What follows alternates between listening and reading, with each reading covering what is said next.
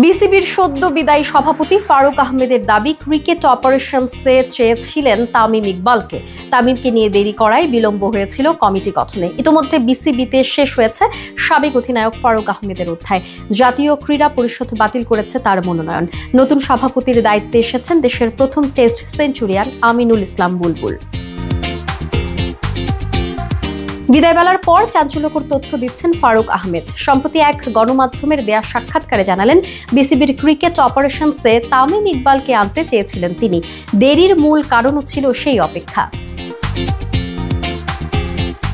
তামিমকে বোর্ডে দেখার ইচ্ছা ছিল তার অনেক আগেই। বললেন, তামিম বাংলাদেশ ক্রিকেটের ব্র্যান্ড অ্যাম্বাসিডর। ক্রিকেট অপারেশনসে এলে সে একটি ফোনেই আন্তর্জাতিক সিরিজ এনে দিতে পারত।